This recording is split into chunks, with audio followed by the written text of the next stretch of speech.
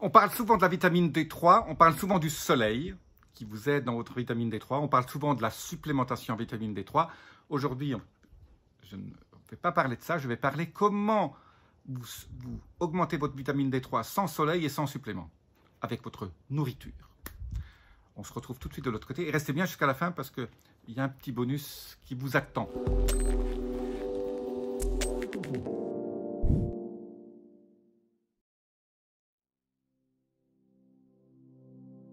Je suis Jean-Marie Buterlin, je suis expert en rajeunissement et longévité et j'aide ma communauté à ajouter de la vie à leurs années et des années à leur vie.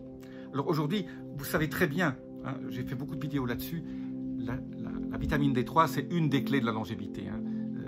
Elle intervient dans tellement de réactions biochimiques et surtout dans la période actuelle, elle est méga importante pour que vous ne tombiez pas malade. Petite parenthèse.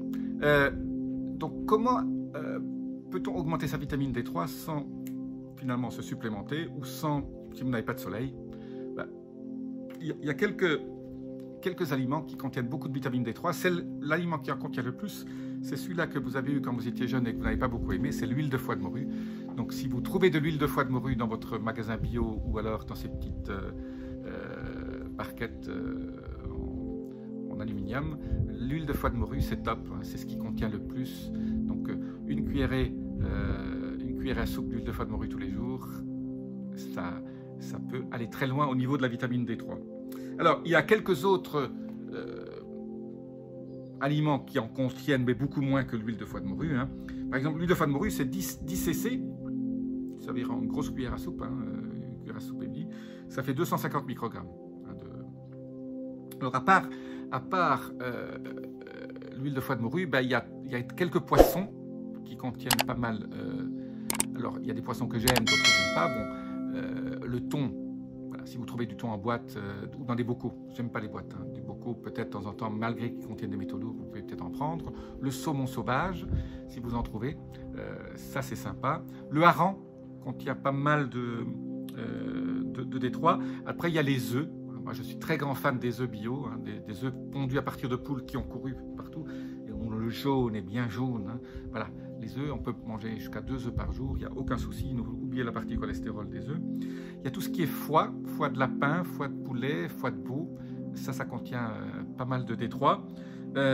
Certains champignons. Donc moi, je suis très fan des champignons japonais, hein, shiitake, reiki, tout ça, cordyceps. Donc voilà. Et alors certains champignons comme ça, crus, c'est encore meilleur. Hein. Vous les mettez au-dessus d'un carpaccio de saumon sauvage ou d'un carpaccio de viande bio. C'est très sympa. Sinon, cuit très légèrement ou dans une omelette, ça peut être très sympa.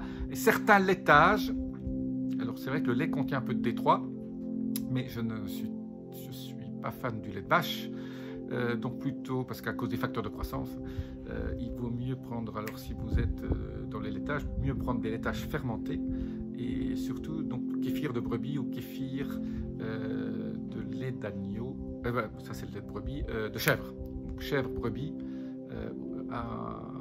sous forme de kéfir. Vous trouvez ça, pourquoi le kéfir? Parce que le kéfir c'est la manière dont les Libanais surtout, les pays du Moyen-Orient utilisent des levures spéciales pour fermenter leur lait et il est beaucoup plus riche et il va diversifier votre microbiome. J'ai beaucoup parlé du microbiome dans d'autres de mes vidéos, c'est super important, c'est votre deuxième cerveau. Et donc ça en plus de la D3, donc ça va vous permettre d'enrichir aussi votre microbiome. Voilà, mais bon, reste quand même le soleil, mais plus on avance en âge, hein, moins votre peau va fabriquer de la D3, et plus votre peau est sombre, moins elle fabrique de la D3. Donc la D3 est surtout fabriquée au début des vacances, quand vous rentrez, mais ne vous brûlez pas, hein. Si vous prenez le soleil, je dis toujours, le soleil à 10 h le matin ou à 5 h de l'après-midi, 20 minutes maximum, juste les bras et les jambes, ça suffit largement. Voilà, laissez-moi vos commentaires. Alors la petite pépite, je vous ai promis une pépite, je vais vous laisser un lien là en dessous. Si vraiment vous avez un problème de D3, alors pour savoir si vous avez un problème de D3, il faut la mesurer. Pour la mesurer, il faut aller chez votre médecin, faire une prise de sang. Et si vous êtes en dessous de 50 nanogrammes par millilitre, il faut se supplémenter. Alors se supplémenter, il y a une façon pas chère. Vous allez dans votre pharmacien et vous achetez La D3 en liquide, ça vaut rien du tout, ça vaut quelques euros. Donc ça, c'est une manière aussi en hiver de se supplémenter si vous ne voulez pas manger de l'huile de foie de morue. Bon, voilà. Donc, je vous ai donné le premier conseil, l'huile de foie de morue, mais si vous n'avez pas envie, des petites gouttes de D3 qui coûtent vraiment que des clopinettes chez votre pharmacien. À très bientôt. Laissez-moi un petit like ou dislike. Namasté.